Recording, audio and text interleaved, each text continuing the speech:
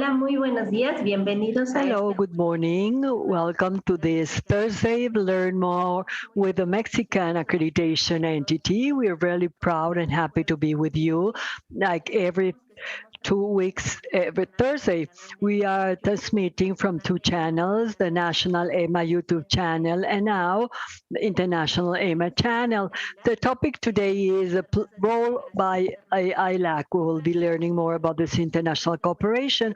And to start and to facilitate this webinar, I will introduce Maribel Lopez Martinez, Executive Director of the Mexican Accreditation Entity. She's also a current VP of this ILAC cooperation. She has more than 30 years of experience in the field of metrology, standardization, conformity assessment, and accreditation. Today, we're celebrating this webinar to be moderated by her. Go ahead, Maribel, you have the floor. Muchas gracias, Verónica. Thank you so much, Veronica. Good morning. Good afternoon to all of you. Welcome you all to this webinar. At EMA, we are very happy because today we have three top-class guests to update information about the International Laboratory Accreditation Corporation, ILAC, the highest worldwide body in the area of laboratory accreditation inspection units, proficiency tests providers, and reference materials providers. It is a real proud and honor to have with you Etty Feller, the ILAC chair, who is with us from Israel, Lorraine Turner, who is a chairman of the inspection committee unit of ILAC, who has connected this afternoon from the United Kingdom, and Sharon May Shirley, co-chair of the Joint Development Support Committee, who is with us from Jamaica.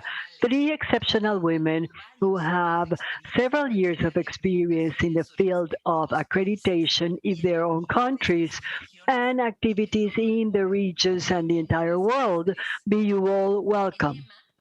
At EMA, we have prepared this webinar especially for you to inform you in detail what is and how is this important international cooperation structured, besides of the important benefits that we get from accredited bodies, accrediting bodies, consumers, users, regulators, or standardizing authorities by having a accreditation system that is recognized and standardized in favor of the economic development and foreign trade and, of course, environmental and living beings care. To start with, I would like to introduce Etty Feller, our ILAC chair. Etty is currently Director General of the Accreditation Authority of Israel Laboratories, known by its acronym ISRAC. She is responsible for the performance of ISRAC and implementing the decision of the board of directors, besides of formulating the policies, determining the administrative structure, the organization structure, the authorities responsible, and the allocation of resources. Etty has a BA in biochemistry and business administration with specializing in management. Throughout the years, she has worked for pharmaceutical companies in roles that include quality control, and development of portfolio, among many other activities. For years, she has carried out several actions in order to promote the progress of accreditation in Israel, making ISRAC to be nationally and internationally recognized in many fields. Just to mention some, agriculture, natural gas, environment, among others. She is a very active participant in several international meetings, international organizations on standardization, ISO, the Organization for Economic Cooperation and Development, ECLAC, the Electrotechnical International Cooperation, IC, among many others. Etty considers as a part of her mission to promote the accreditation by standardized and competent organizations in an organized manner for the benefit of everyone. And now, without further ado, let us hear from our dear chairman of ILAC, who has a lot of things to share with us. Etty, you have the floor. Thank you very much. It's a great pleasure and an honor to be the guest of Emma in this webinar. Welcome everyone, and my presentation will deal with the ILAC role, international, how it works, and any questions are welcome. So the role of ILAC. Next, please. You know, we are all part of the global market. There is a strong technology competence associated with conformity assessment. Many countries have to be part of import and export and want to make sure that products coming from other countries are the best system, and we don't have to retest them.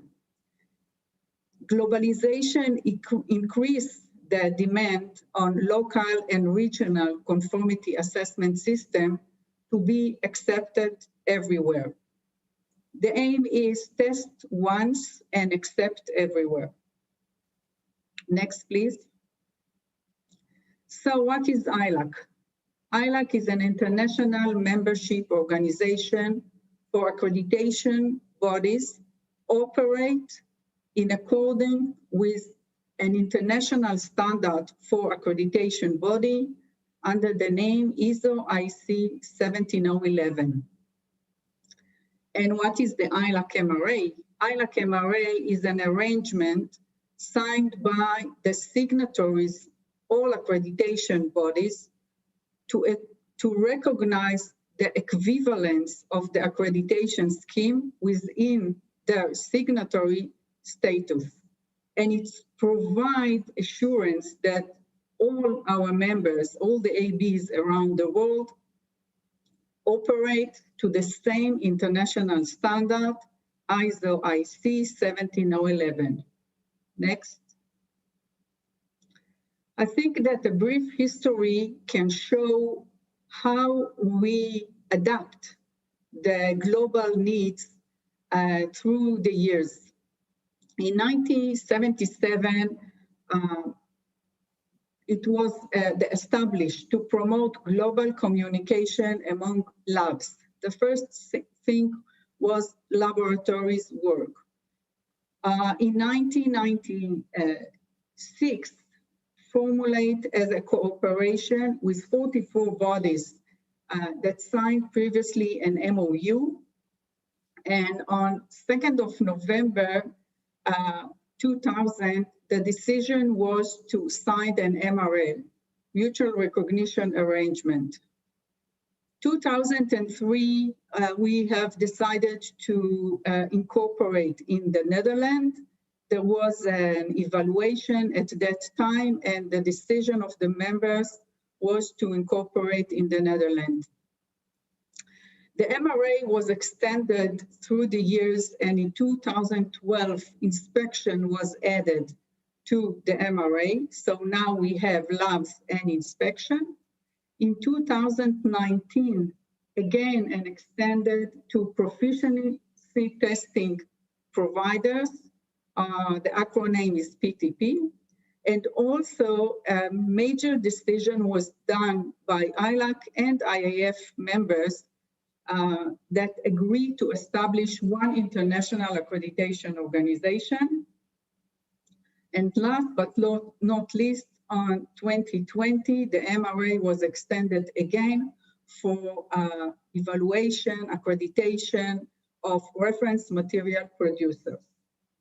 By mean that ILAC work is fit for purpose, and we understand that we have to lead. We have to learn the market, to educate, to make sure that we have some flexibility, some agility, and to adopt what the market needs. And last but not least, to dare to change. And I think that the decision on 2019 show that we know at ILAC how to lead changes. Next, please. The international landscape. The way that we work is via 5 regions that you can see in the map how these are around the world. 5 regions body are recognized either under the ILAC MRA. It means that 103 signatories from 105 economies. And via those regions, we have the evaluation of the system, which I will explain later on. Next, please. I think that this slide sums the ILAC goals. The first one is to strengthen the existing of the ILAC MRA, promote the use of accreditation and accreditation of conformity assessment body, and with an appropriate link to intergovernmental trade. We know that one of the issues is to reduce barrier for trade. I think that we have to make sure that we explain the market and promote the accreditation, and also explain the differences between certification and accreditation to help to reduce the confusion in the market. We will talk later on, but one of the issues is to provide assistance to developing countries and to make sure that we are helping them and support them to establish their accreditation system, and increase cooperation with stakeholder, conformity assessment body, regulators, industry groups, and standards writing bodies and governments. We all are responsible on the national level, but also on the international level that finally support each of our economies. Next one. The values of ILAC can be defined via these 5 groups that are shown on this slide. Professional excellence. We have to make sure and the commitment for excellence and strive to provide a consistent and reliable system. We work on the quality of the service, and we all have to evaluate that the quality of the service is to all our stakeholders and the marketplace. Responsibility. We provide a robust infrastructure to support the worldwide demonstrate of the competence and equivalent of testing and calibration, inspection, PTP, and RMP in order to support activities within our economy and between economies. And also there is always the questions of equality and inclusiveness. We treat all our members the same. If it's a small or a big economy, a rich or developed one, everyone gets the same treatment. Progressive learning and environment. We in ILAC are committed to identify, develop, and continuously improve the body of accreditation, the knowledge that's required, and support our work and the need of the marketplace. Pro-activities identify, develop, all of and continuously have to contribute the body of accreditation and all the knowledge that requires that and support given to the stakeholders of the marketplace. Next one, pro-activities identify, develop, all of Maribel already mentioned the body I mentioned accreditation, all the knowledge that requires the standards and given to the stakeholders. The first one was ISO IC 17011 identifies the testing lab, and Maribel already mentioned the body I mentioned accreditation 60.9 K credit card, the standards and given to the stakeholders. The first one was ISO IC 17011 identifies the IC 17005 calibration lab. We have 87 signatories and 12.1 accreditation cards. As mentioned, we add through the years ISO IC 17020 for inspection body, 80 signatories with 12.2 accreditation cards around the world. In testing, we have also the unique standard ISO 15189 for medical labs. At this one, we have 71 signatories and 8.7 accredited cards around the world. The next one is ISO IC 17043, proficiency testing providers, 37 signatories and 558 accredited cards around the world. And last but not least, ISO 17034, reference material producer, 23 signatories and 200 cards around the world that are part of our ILAC MRA. Next, please. As I said, the primary objective of the ILAC MRA is to eliminate conformity assessment as technical barrier to trade to the recognition of competence between accreditation bodies. Next one. The coverage of the ILAC MRA. Previously, I show you the regions, and in this slide, I would like to draw your attention to the coverage of our MRA. The blue one is the ILAC MRA signatories that I just mentioned. The yellow one, ILAC associate members, and the green one are ILAC affiliate members, which by the end of this year will have to become an associate members, since ILAC Article of Association and bylaws were updated, and affiliated members are no longer part of our bylaws, and the transition period will be finalized by the end of 2021. Next, please.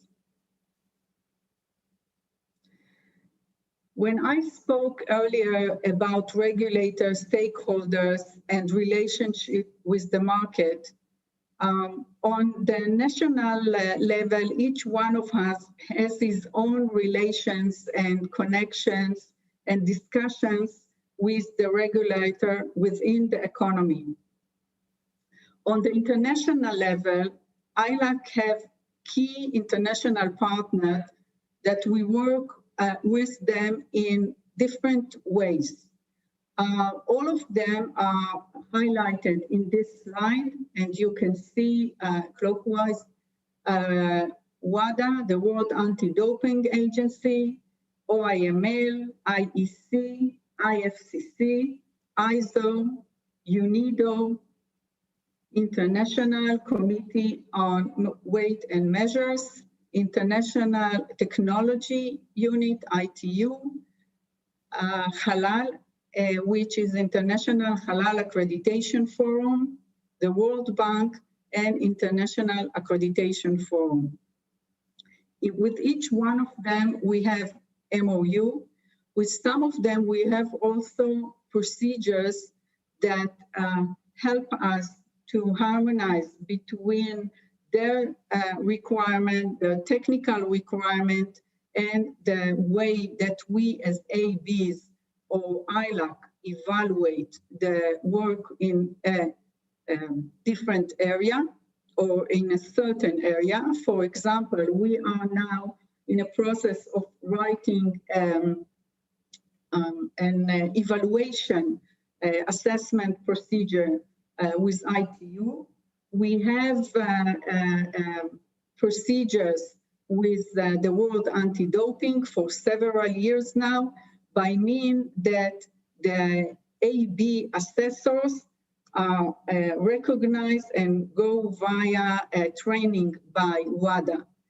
So in one assessment, the lab gets the recognition of WADA with the accreditation from the national AB. Next, please. Key benefit of the ILAC MRA can be divided to three. The first one is for government, facilitator for trade, and we work a lot also with the WTO. An effective enforcement and monitoring tool. And for all of us around the world that work with regulator, we can see an increase of regulated area that accreditation is part of the system. For businesses, accept everywhere, test one, accept everywhere, greater acceptance of the product and the service, reduce costs, and give a very clear and transparent procedure for all the market. And the consumer, public confidence in goods and services, and minimize product failure or recalls that are in the market from time to time. Next, please. How to become a signatory to the arrangement? An AB, there is an AB in an economy. The AB decision to apply for membership to ILAC arrangement. Each AB is eligible to be a member of a recognized region, as I mentioned previously. And then there is two options. Apply if they are not a member of a region because of several issues, and sometimes political issues. They can apply to ILAC Secretariat to become a member of the arrangement, and the evaluation and decision-making process will be carried out by ILAC A2. And this is the point to mention that all our procedures are publicly available on our website, and each one can see in advance the process and the way that ILAC will work and evaluate. If there are a member of a region, so they have to apply to a recognized region and go through an evaluation by the region. Once they are signatory to the region, it means that the region will apply to the ILAC Secretariat and ask to include the member that was recognized by the region to be a member of the ILAC MRA. All the procedures in all regions are also publicly available, and each one can understand the process in advance and know all the steps that he has to go through before he will be recognized under the ILAC MRA. Next one. A bit about ILAC structure. We have a General Assembly, an Arrangement Council, Arrangement Management Committee that I will explain in a minute, Executive Committee. We have a Laboratory Committee, which is the stakeholder secretariat. Our secretariat is right now in Australia. Financial Audit Committee, the FAC. Each one of us is elected for 3 years.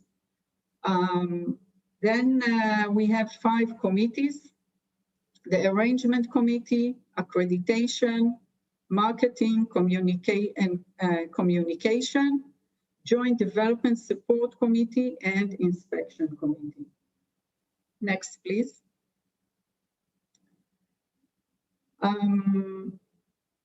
The Executive Committee, as I said, each one of us was elected for 3 years, and we are responsible for the day-to-day management of ILAC and its activities.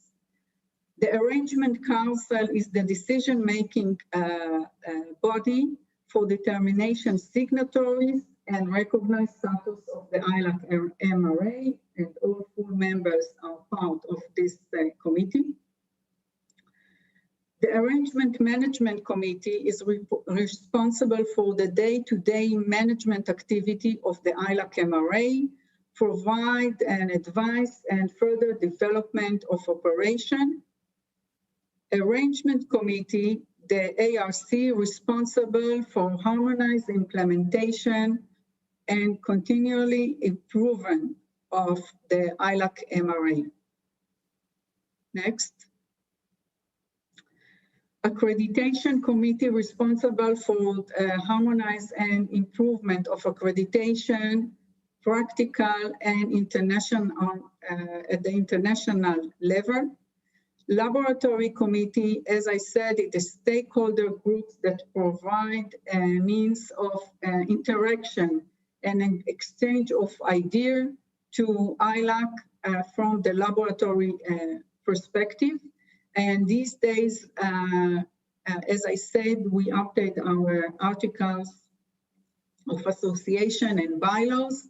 And this stakeholders committee will be now enlarged and will include all the other sectors that I mentioned, such as inspection bodies representative.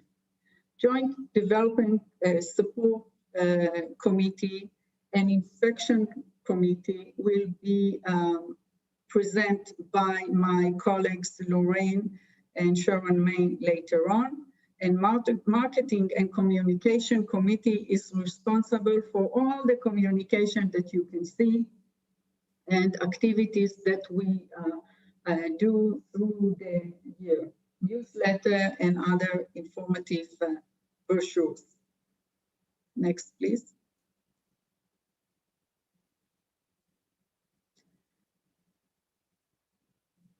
What are the obligations of AB? Once you become a member, what are the obligations? So all members can participate, join all the committees, inspection committee, arrangement committee, laboratory committee, accreditation committee. They have to show their support and the acceptance of the arrangement in their own economy. There are obligations for voting in meetings or electronically, and especially for the last 1.5 years, all the work is done electronically. And they have the obligation to vote in a timely manner for documents that are circulated, and there is a threshold. If someone doesn't vote, he can be suspended from his membership in ILAC. And of course, peer evaluation. Each one of us has to go to an evaluation by the region every 4 years in order to maintain the recognition and the signatory status as part of the ILAC MRA. Next, please.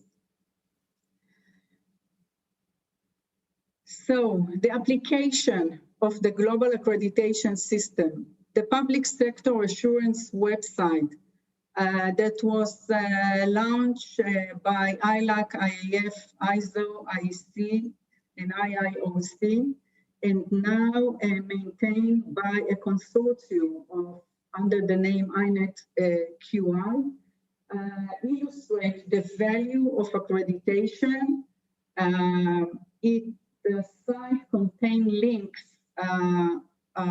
to show how conformity assessment is being used in different kind of areas, such as healthcare, environmental protection, energy, food safety, construction, and crime and security. And you are more than welcome to visit. And if you have examples, we will be very happy to add your example to this site. Next, please. World Accreditation Day is a global initiative established by ILAC and IAF in 2008. It's an opportunity to promote accreditation through a defined day every year. And all the materials are provided by ILAC and IAF each year to support the local economy and regional level. And this year, the World Accreditation Day was accreditation supporting the implementation of the SDGs. And I think it was very successful all around the world via Zoom, Teams, and any electronic media. Next. For more information, you have the ILAC newsletter, and if you want to subscribe, we will be very happy to update you. All the ILAC brochures are on our website, and for your information, we translate them to several languages. If you need in a language that wasn't translated yet, we will be happy to support you with translation and publication. Social media, we have on Twitter, so please follow up on ILAC Official. Public sector advanced website and business benefit, as I said, are a great place to learn how accreditation support government, economy, industry, and stakeholders around the world. Next. Thank you very much for listening. And I want to finish this short presentation with my vision to promote accreditation by qualified and competent organization in a harmonized way for the benefit of the world. Thank you very much.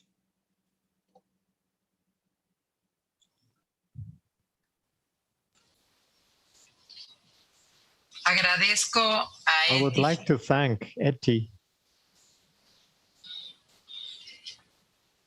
Presidenta de ILAC, President of ILAC.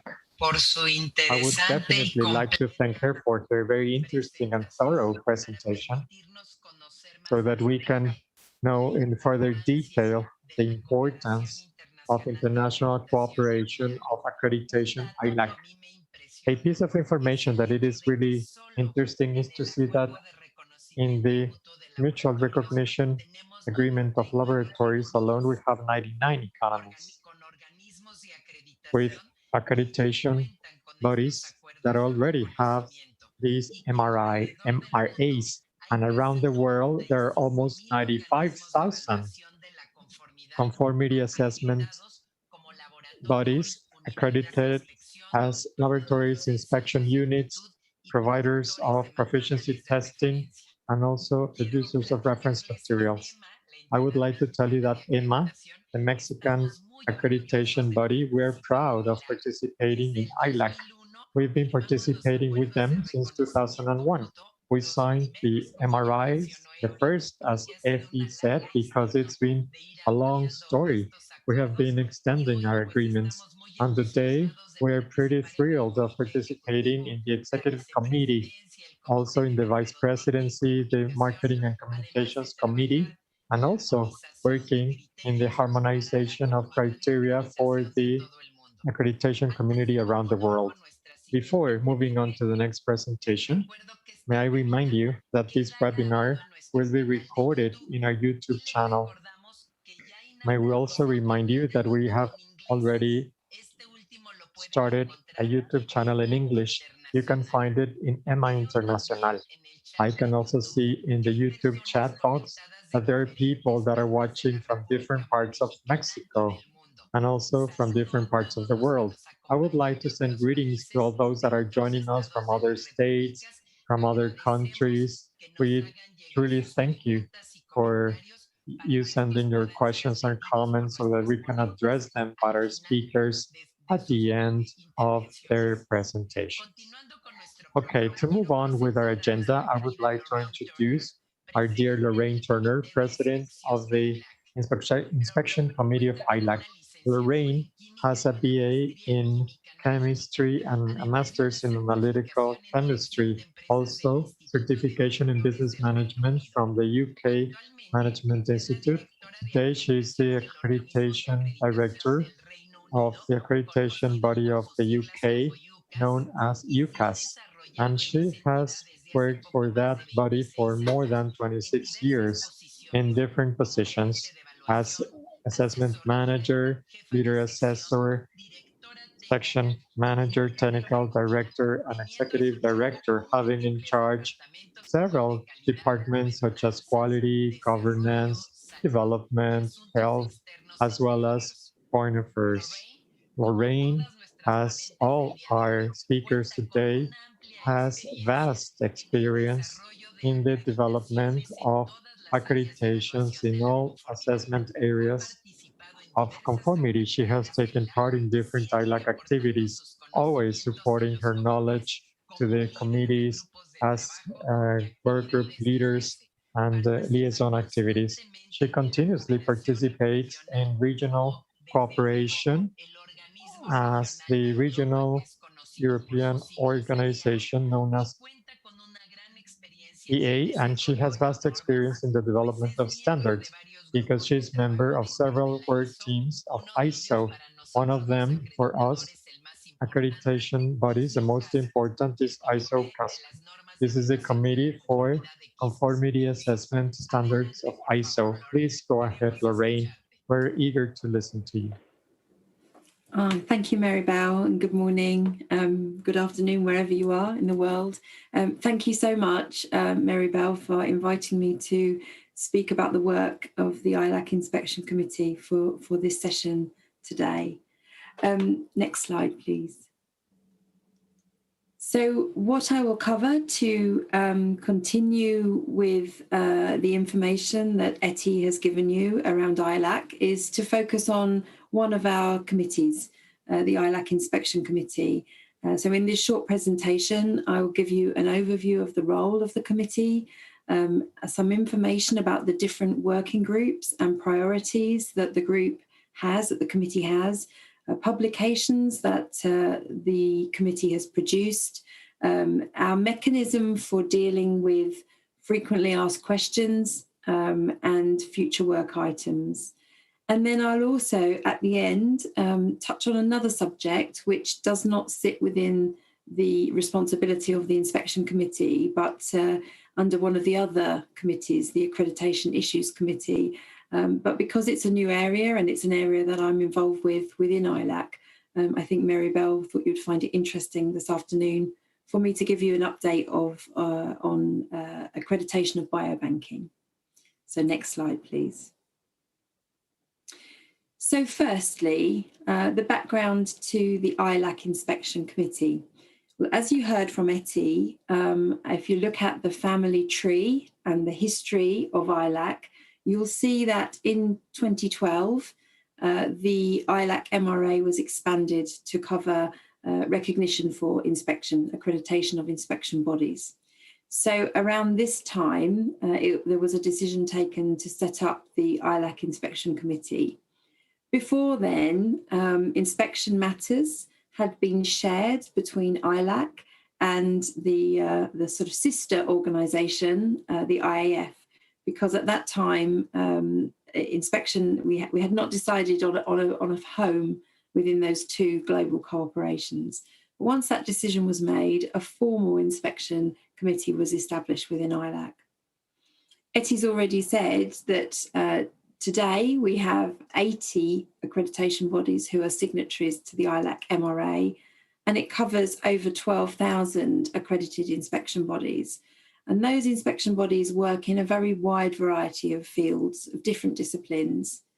Engineering, I think, is one of the largest areas, so whether that's inspection of lifts, cranes, other safety critical pressure equipment vessels, and similar type of activities. But over the years, inspection has also been expanded to cover food and farming, other areas of product safety, building surveys, pre-shipment inspection. And I think one of the areas which is one of the most exciting, particularly because of public interest, is crime scene investigation. So that shows that the standard itself that's used for assessing the competence of inspection bodies is a very flexible standard and covers many different areas, just like the other standards. So ISO 17025 for laboratory testing covers so many different types of laboratory testing. So for inspection, one of the key components is the ability to exercise professional judgment, and for the inspection body to utilise its professional judgment in carrying out its inspection activities. So for the MRA within ILAC, it's very important that we have good harmonisation and good cooperation in the way that different accreditation bodies apply the standard when we're accrediting inspection bodies covering all of these different fields. Next slide, please. So the committee has the responsibility for harmonisation and improvement of accreditation practices for inspection activities at that global level. All members of ILAC, whatever type of member they are, and as you heard from Etty, the different membership categories that we have, are able to join and participate in the committee. The committee works through discussion and consensus. We try and avoid, I think, having to have votes on things, but certainly if we need to make a decision, we will do that. But the idea is that we work by sharing experience, identifying problems, working through those problems to ensure that each accreditation body has a consistent approach in applying the standard. That work is what is vital to support the ILAC MRA. And so another role of the committee is to support and promote the use of the MRA across these different areas of inspection, and also to provide support to accreditation bodies within their own markets, whether that's to share ideas and application of the standard, and to ensure that the international infrastructure that exists for accreditation meets the stakeholder needs. Next slide, please. The committee also liaises with regional cooperations. In most of the regions, there are committees that are focused on the particular standards. So the committees that are working with inspection will all provide feedback and input into the ILAC inspection committee. And where necessary, we will establish working groups to fulfil particular tasks, whether that is to produce particular guidance, support the development of particular activities, or other aspects to ensure that there's harmonisation. And on this slide, I've just outlined some of the working groups that have been established over the last nearly 10 years that the Inspection Committee has been operating. One of the key activities is to provide specific guidance for the application of 17020, and one of the outputs from the committee has been the development of ILAC P15, which is a policy document. The committee itself meets normally twice a year. Of course, in recent times, we have met successfully remotely, and I think in future that has opened up the ways in which we might cooperate between accreditation bodies and work between meetings. but we certainly enjoy getting together face-to-face, normally partway through the year, as well as at the General Assembly meetings. At the last meeting we held online, we had over 150 people join us from the different accreditation bodies, and I have a very long list of members. In fact, I think it says on this slide over 200. I think we have over 300 representatives from accreditation bodies and stakeholder organisations who participate in the committee. Next slide, please. So our output, there are 3 key documents that the committee has been responsible for and working on over recent years. 2 guidance documents, one which is looking at how measurements that are performed by inspection bodies as part of inspection activities, what are the requirements, how do we ensure that those measurements are carried out appropriately. Often they're tests that are performed as part of inspection, and of course there is an overlap here with the application of ISO 17025 for testing activities. There are lots of examples in this guidance document, so if you think this might be of value to you, you may want to have a look into this guidance document. Another guidance document we've produced from this committee is guidance on the scopes. So how accreditation bodies describe the accreditation activities of the accredited activities of an inspection body, and to ensure harmonisation, which is really important for the mutual recognition for the MRA, to be able to look at the output from an accreditation activity, what is the scope of the inspection activity that an inspection body is accredited for. And that's very important to be able to understand the appropriateness and the application of that to underpin the MRA. Next slide, please.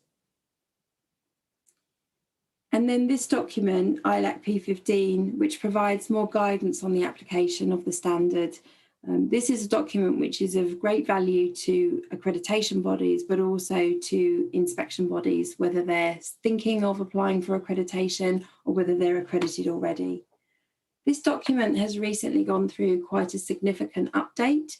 There's a lot of issues with inspection, particularly around the way that independence and impartiality of the inspection body is assured. Inspection bodies don't need to be independent, but we need to understand the types of independence and the types of relationships that those inspection bodies have, and the standard caters for that. Their activities, however, must always be carried out with impartiality. And that is a topic which does often prompt quite a lot of debate and discussion about how the types of independence that are described in the standard are applied to ensure consistency. Inspection is used a lot as an activity to support regulatory matters. So competent authorities and government agencies throughout the world will often specify and have very specific requirements for independence, in addition to the requirements that are in the standard itself. So this document has been vital to ensure consistency and harmonisation in the application of 17020 and the accreditation of inspection bodies. Part of this work means that accreditation bodies will often come to the committee with questions about the interpretation and application, and to help facilitate that information, providing that information to accreditation bodies, we have developed a frequently asked questions page. There's a link in the slides. You can find that on the ILAC website. And that's a place where individual points can be raised, and there is a discussion and a response, which can, again, help with the interpretation and the application of the standard. To date, there's over 40 questions on the website. So it's a useful resource if this is an area you're interested in. And when ILAC P15 was recently revised, and that is currently in the process of being implemented, and accreditation bodies are required to implement the new version of P15 by November of this year. There is some further information about the changes that were brought into the revision of P15 when it was published just over a year ago now. Next slide, please.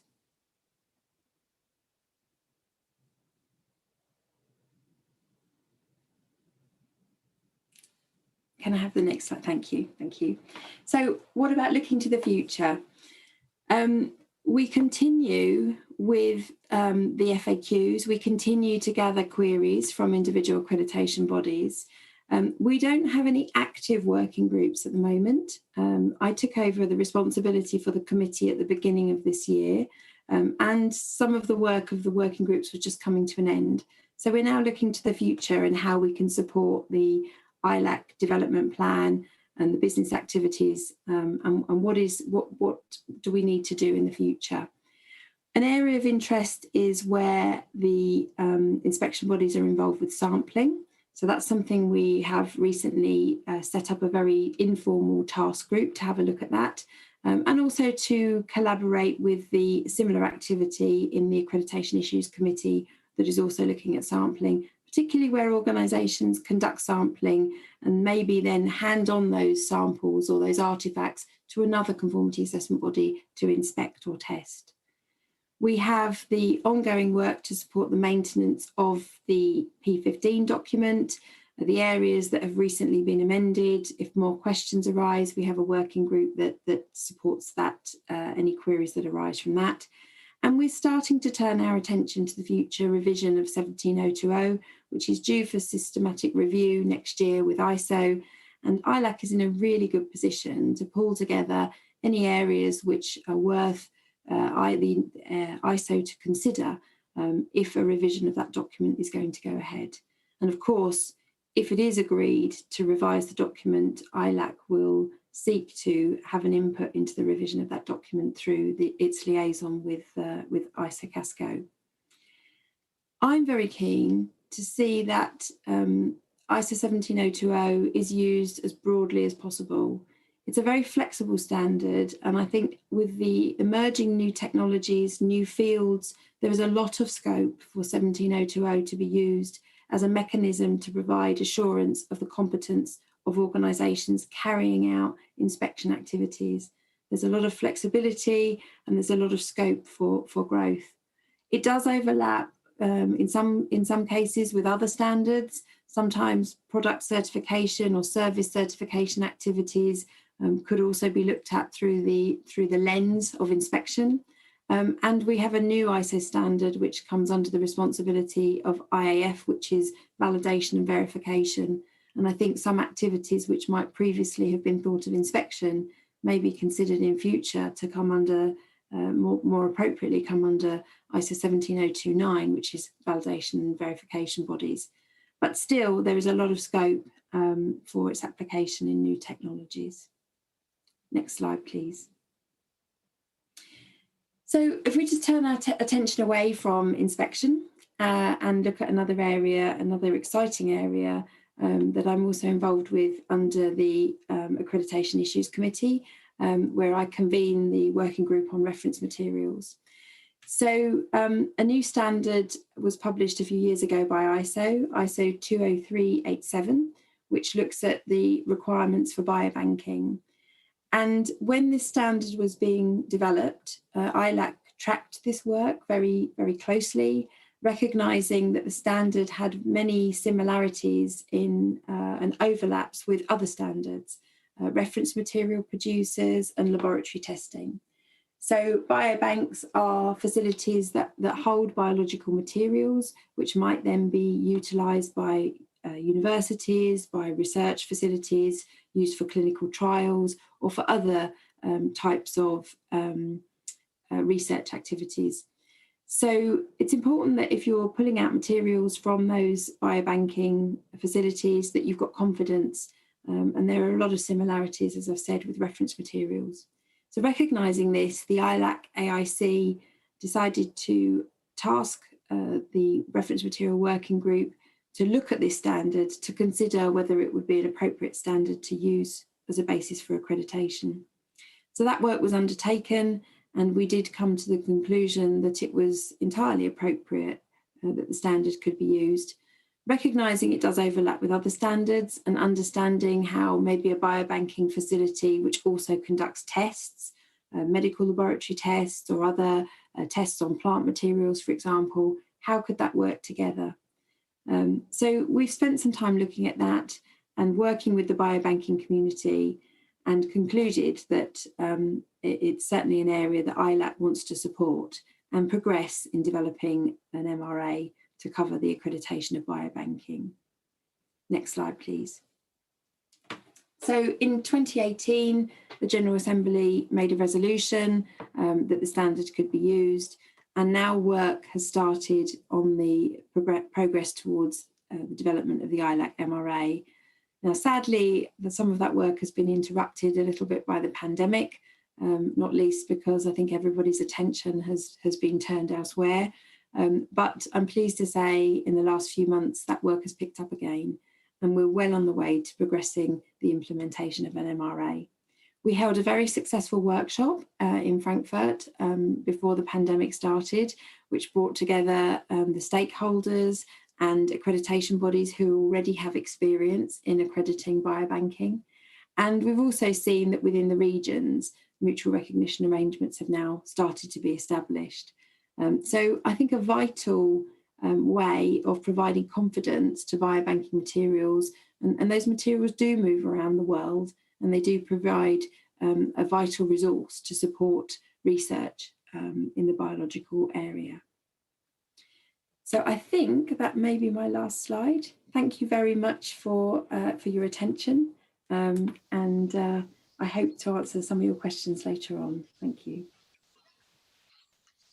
Muchas gracias por tu excelente presentación, Lorraine. Thank you very much for your brilliant presentation, Lorraine Turner from UCAS, President of the Inspection Committee of ILAC. What you just showed about the previous roles and the future activities of the committee, that's very interesting, and how the input of the ILAC stakeholders are considered. In Mexico, through EMA, we have more than 6,800 accreditations granted in our country, and out of them, Lorraine, more than 2,000 are for inspection units of several areas, as you said, electric facilities, measurement equipment, environmental audits, vegetable safety, contaminant emissions.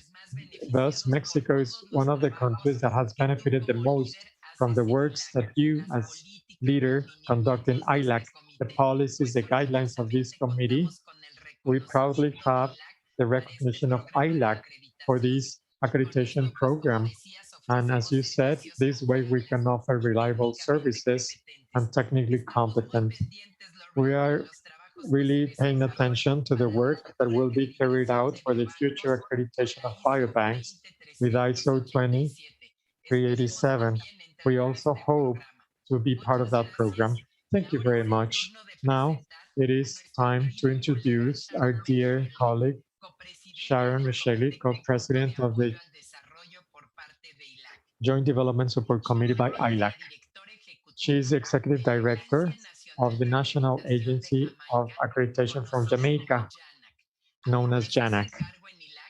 Besides her position in ILAC, she is vice president of the Technical Committee of Inter-American Cooperation of Accreditation, IIAC. Sharon May also presides over the Technical Committee on Improvement of Commercial Support Capabilities of the Borderline Regulatory Agencies.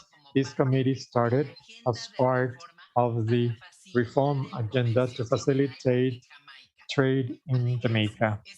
Also, she is president of subcomponent 2 of quality in Jamaica. She is a top executive with more than 25 years of experience in environmental management, accreditation, conformity assessment, food safety, training, and management systems. She has vast experience working with customers from the public and private sectors, as well as multilateral organizations.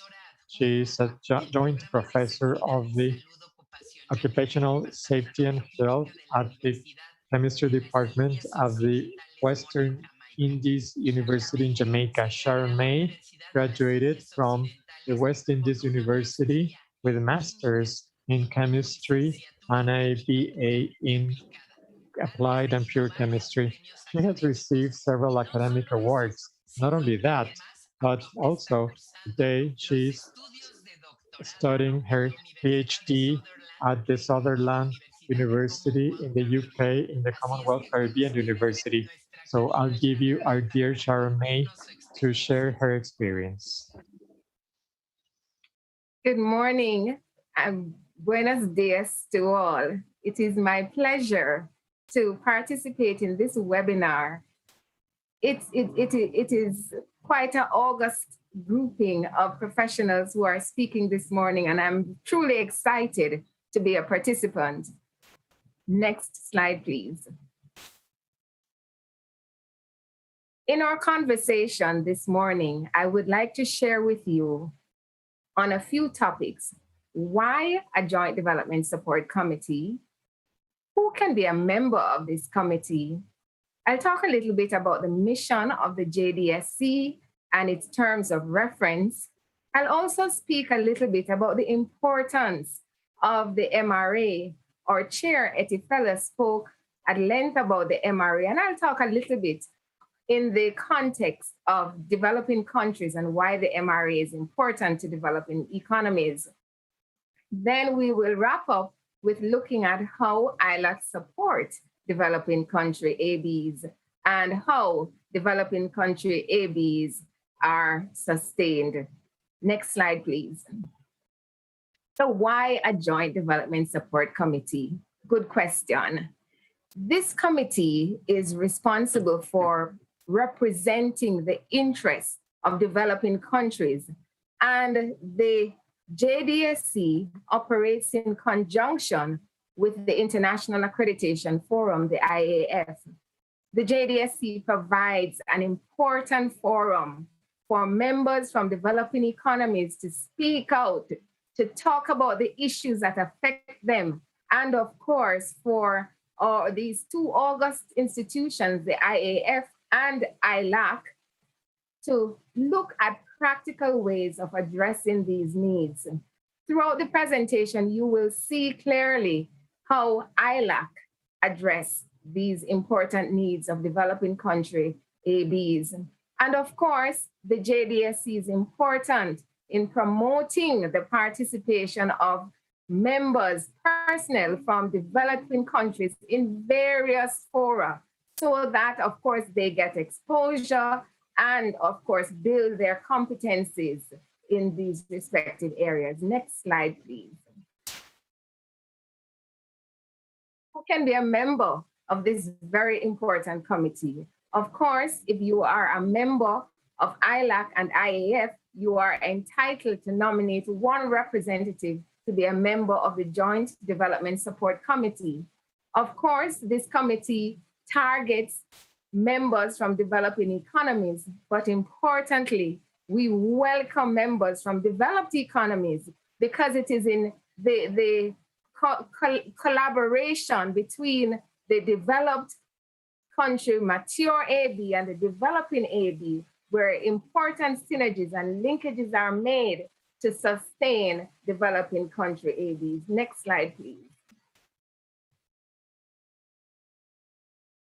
So the mission of the JDSC, very important mission, looks at encouraging participation of all developing accreditation bodies in the activities and processes of the ILAC as well as the IAF. The mission clearly underscores the need to ensure that developing accreditation bodies and their needs are addressed by these two institutions in a manner that satisfies both the member as well as the stakeholders in ILAC and IAF. The mission of the JDSC supports all of the above, but importantly, includes the mobilization of assistance from other international bodies where such assistance will benefit developing country AB. So the JDSC serves as that middle group that links multilateral support to developing countries where this is necessary. Next slide.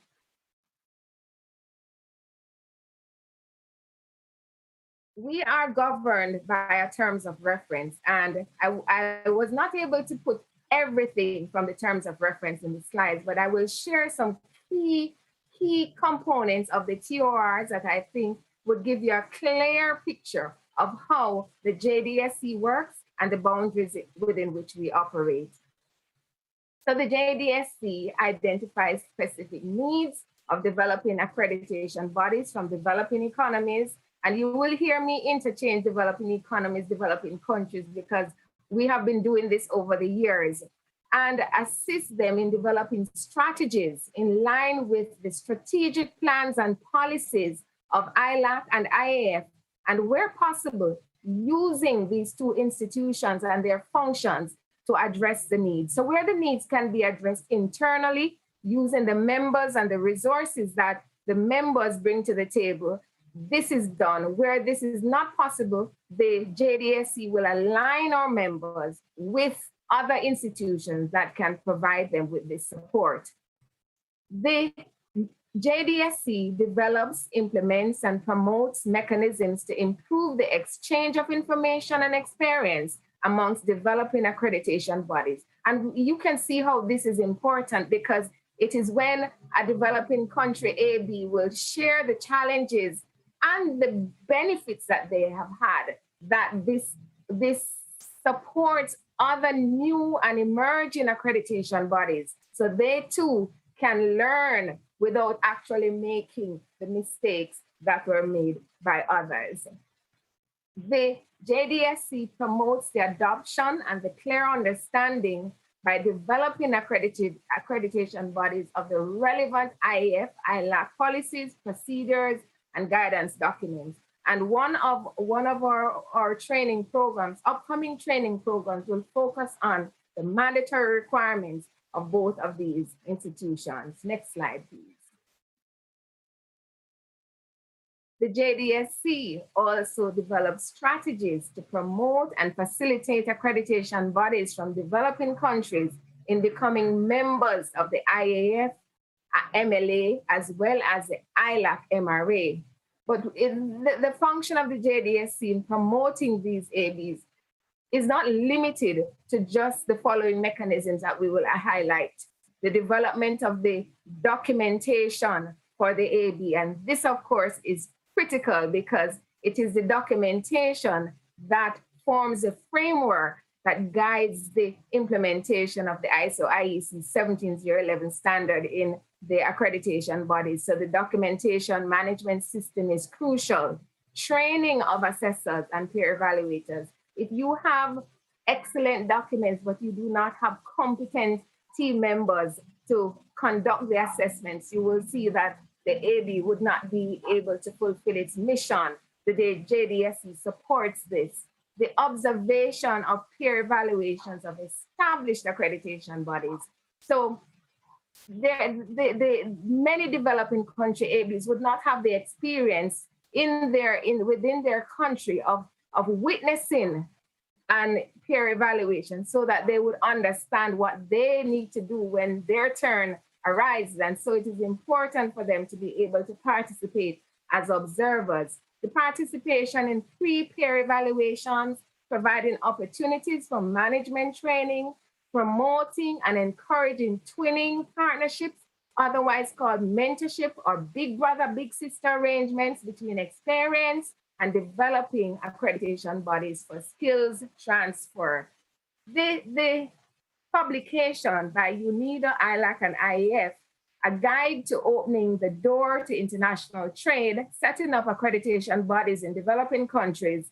The second edition in 2017 has a statement in there. It says the creation of the arrangements was driven by the needs of developing countries. And I underscore that because clearly developing countries are disadvantaged if they are not participants in this process. Next slide, please. The JDSC also seeks to engage with its members to develop future projects to ensure that the ongoing needs of developing accreditation bodies from developing economies are met.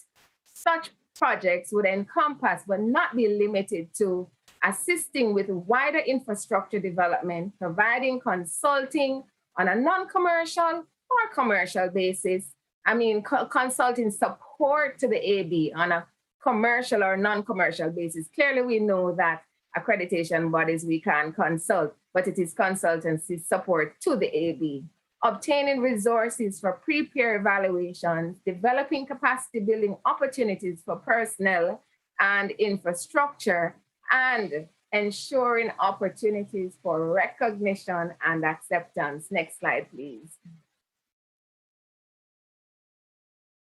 So our chair, Etty, shared with you the MRA process, the ILAC MRA process, and shared with you the map with the respective signatories. But I'm highlighting in this slide the areas of the map that are not colored in blue. And largely those areas fall within developing economies. And it is the strategic mandate of the JDSC to support its members to ensure that they all become signatories, and that very soon this map will have no gray or yellow or green areas, but it will all be blue. UNIDO writes that the tenets of the new WTO, World Trade Organization, Trade Facilitation Act, which came after the Technical Barriers to Trade Agreement, creates opportunities as well as significant challenges for developing countries. Lengthy procedures and border rejections result in significant economic hardships for small and medium-sized entities and can cause grave reputational damage to developing countries. This is why the MRA is crucial for developing countries and their ABs. The quality infrastructure systems in developing countries, as I continue to quote from UNIDO, must be robust to better position these countries to achieve sustainable development through building prosperity, meeting the needs of people, and protecting the planet.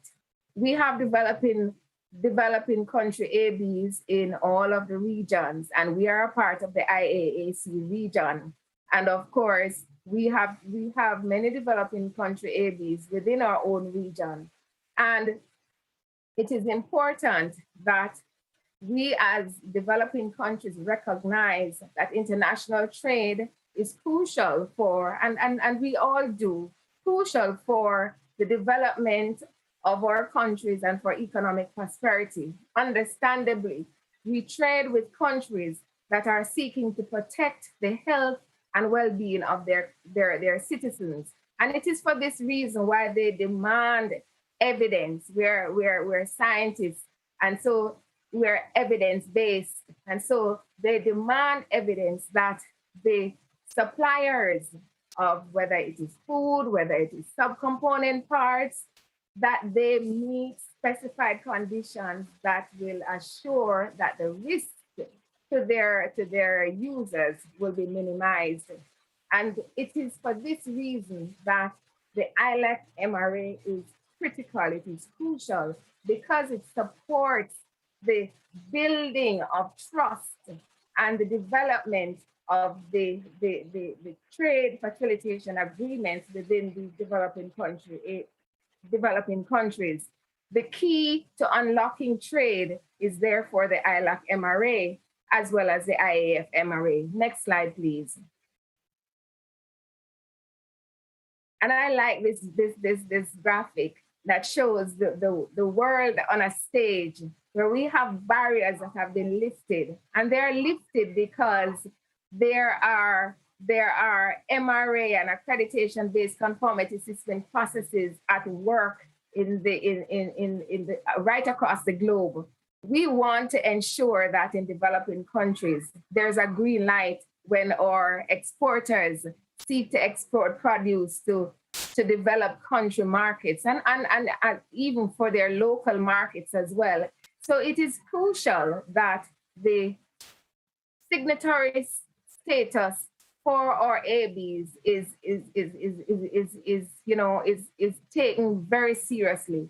This process it seems like a simple process.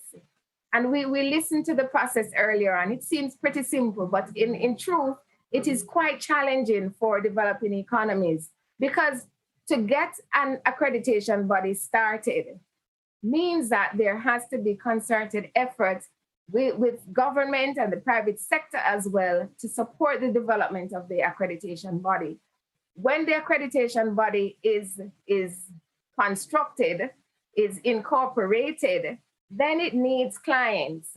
And in order to get clients, it has to encourage the conformity assessment bodies within its economy to voluntarily participate in this process.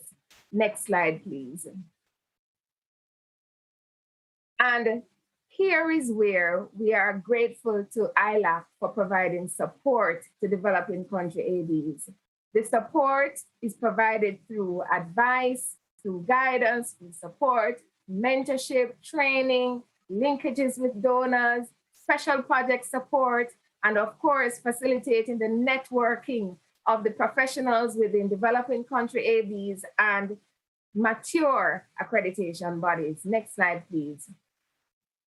ILAC also provides financial support, and ILAC has a funding policy, the main aim of which is to support the developing country ABs to become signatories to the ILAC MRA, and that is worthy of commendation.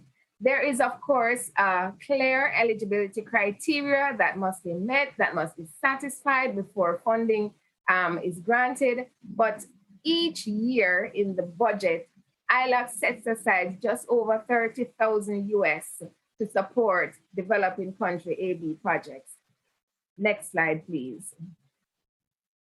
The support is through training, through allowing members the support for travel or meeting fees for delegates to annual meetings. We have been having virtual meetings over the last 2 years, but the support has always been there for meetings to participate, for delegates to participate in in-person meetings, to conduct for an developing country AB to seek funding, to get experts, to conduct training courses, workshops that will benefit a number of ABs as well as their own constituents. Next slide, please.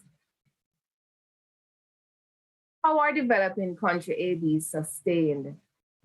And I also quote from the text I quoted from before, the UNIDO ILAC IAF document. And it says, in spite of the challenging requirements for both accreditation bodies and conformity assessment bodies, many developing economies have committed themselves to the process, and several developing economies have accreditation bodies that are already signatories to the IAF and ILAC arrangements. And of course, there are many more who are seeking to expand their signatory status as well as to become signatories. What do they need? They need clients, they need customers. And this is why sensitization of the publics within developing economies is important, because many of these institutions are not aware of the benefits that they accrue when they become accredited in the conformity assessment bodies. And by extension, the benefits that the users of these conformity assessment bodies gain when their products are tested by these accredited conformity assessment bodies. It's important then for developing countries to literally wine and dine its stakeholders, to encourage them to share the knowledge that they have so that they can in turn understand why it is important for them to participate in an accreditation-based conformity assessment system. To encourage sustainability, technical resource is key, training of staff, training of personnel, and of course, having a framework of a robust quality infrastructure is very important. So we thank you. I thank you for listening, and I am available if you have any questions. Thank you. Next slide, and I think that's the end of it. Thank you very much. Muchas gracias por tu ponencia, Sharon May. Thank you so much for your presentation, Sharon May. We were able to clearly understand all the efforts and actions that under your leadership and that of the co-chair of from IAF or international cooperation bodies are implementing to promote that developing countries are able to establish reliable accreditation bodies and will reach international recognition. At EMA, we have received lots of benefits from this committee. As you mentioned, we started with the support from this committee, and we are committed to continue providing accreditation services that are nationally and internationally recognized. And as a part of the promotion we are implementing, we will be organizing more webinars to help more developing countries to obtain these benefits. Thank you so much to all the persons who are following us in these broadcasting sessions for your comments and for sharing your questions. We will now start our Q&A session. I start with Etty. Etty, we are asked, one of our attendees, could you please clarify in greater detail how is it that ILAC supports international trade? How do we work with World Trade Organization, specifically on the side of technical trade barriers? If ILAC and the WTO work jointly, or how is this support? Thank you, Maribel. Thank you for the question. I think that the best platform to work with international organization is via either joint steering committee or the consortium that I mentioned in my previous presentation.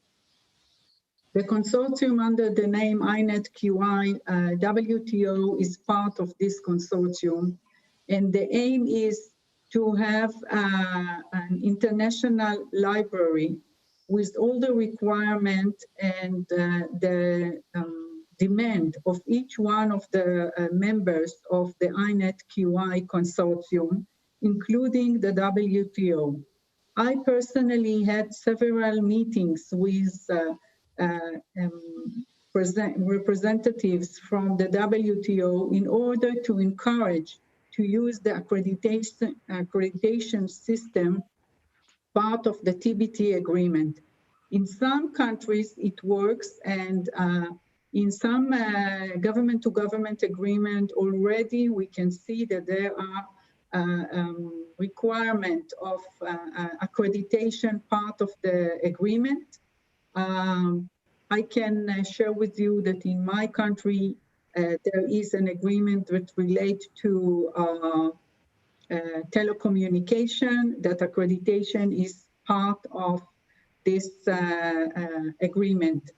I think that face-to-face or Zoom meetings explaining the market needs on one hand and the WTO needs from the other hand is a good bridge. We work on a bridge in order to work and to resolve gaps between countries and regulation within countries or economies. So to finish my answer, I want to emphasize that each one of us around the world will use these examples and the INET-QI consortium for any questions and clarification if needed. Thank you. Muchas gracias, Etty, por tu respuesta. Thank you so much, Etty, for your answer. It is very clear in my mind. We hope that all our participants have it clear as well. Now I want to ask Lorraine. It is a real pleasure to have our friends from all around the world.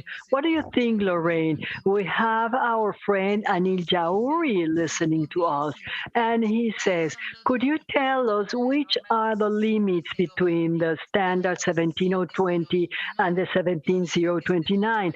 I understand that this is the evaluation for conformity of validating bodies. Could you help us with this answer? answer, Lorraine? I will certainly try. Thank you. Lo voy a intentar, por supuesto. Gracias. Maribel. I think that it may depend on Creo que puede depender de cuál es la actividad más apropiada de evaluación de la conformidad. For a particular product, because validation and verification, ISO 17029, is about the validation of a claim. So a conformity assessment body will look at, has a claim perhaps that a manufacturer's made about a product, is that appropriate, and has they'll do the right conformity assessment activity that is needed to confirm that. I think that where there is an overlap is that conformity assessment activity could be performed in a different way. So you can have a product and a specification that prior to us having 17029, the inspection process would have been used. So the product would be inspected and evaluated against a set of a product specification or a set of requirements. Now there is another option, that the evaluation of the product satisfying that claim could be another route. So there is overlap. And I think when we're looking at new areas, sometimes you have to consider what is the object of the conformity assessment, what is the process that the conformity assessment body is undertaking, and then use that information to consider what is the most appropriate standard to use. And then think about the outcomes. So the outcome of 17029 would be confirmation of a claim, whereas the outcome from an inspection would be the result of an inspection against a set of requirements or an inspection scheme. Now, they could in some cases be considered to be very similar, but for some products they might not be. So I'm not sure I've answered the question very well, but it's a tricky question, and I think it very much depends on the particular product and the way that the scheme has been set up or the specification has been set. Muchas gracias, Lorraine. Thank you so much, Lorraine. I believe that this question deserves a big discussion and to discuss it in greater detail, but we clearly understand what's the difference between both standards.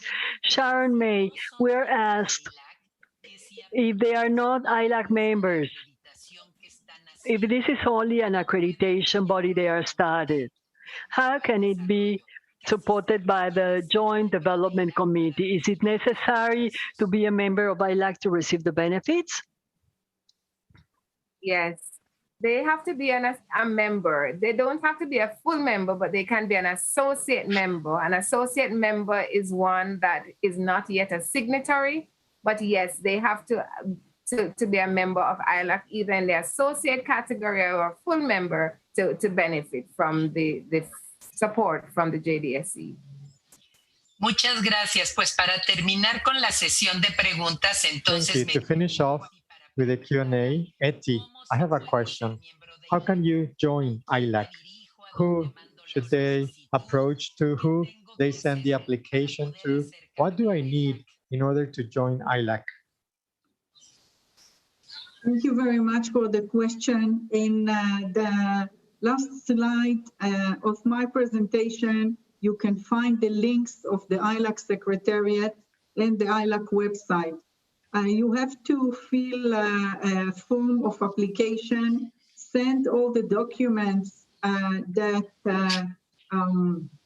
justify who you are, a stakeholder, an AB, an inspection body that want to be part of the stakeholder committee, and send it to our secretary. And within a couple of days, you will get a response if all the information that is needed is there. If not, we will ask for additional information. Then the document, the form that you fill with all the documents will be sent to the executive for voting. All the system is very clear. There is no room for opinion and interpretation. and subjective judgment. If you send all the documents, you can be part of our community, and we welcome everyone, including regulators that want to listen or to take part in the open committees such as inspection committee, joint developing support committee, or accreditation committee. You are more than welcome to send the information, and we as an ILAC executive welcome everyone. If there is a question whether there is a room for an organization, the secretary will send you an answer in a couple of days. And everyone is welcome to be part of our international community.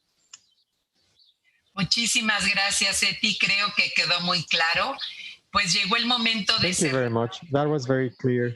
It is time to wrap up our seminar. I would like to thank and recognize our dear panelists. Thank you, Eti, the president, Lorraine. Hopefully, we will be able to see the future activities of the inspection committee. Sharon May, we want to see more developing countries achieving international recognitions. Undoubtedly, we met the objective. This is to know more about ILAC and how one of the international systems of world accreditation operates. We will have the opportunity also to invite people from the International Accreditation Forum, IAF, in order to see and learn about certification entities. Thank you very much for your time. Thank you for joining us here in Mexico. And I would also like to thank all the people that took time to join this webinar of Learning More with Emma.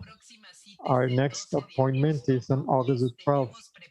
We have another surprise for you to keep on dwelling on the topics of the activity of accreditation, the benefits for the quality infrastructure system. And we invite you to follow us on our social media to keep up with everything that we will be doing in the future. May we remind you that this webinar will be recorded in the YouTube channel, where you will be able to watch it and to share this webinar with those that were missing today. Thank you very much to the three speakers, to our colleagues, exceptional women. Thank you very much to the interpreters and to the EMA people that made this webinar possible, and to all the attendees. Good morning, good afternoon, good evening.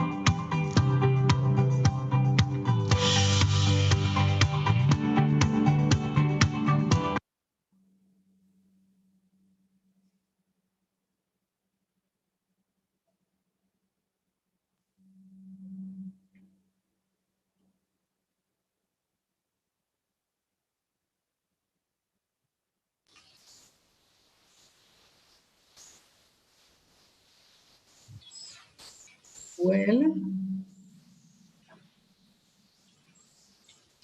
Vero,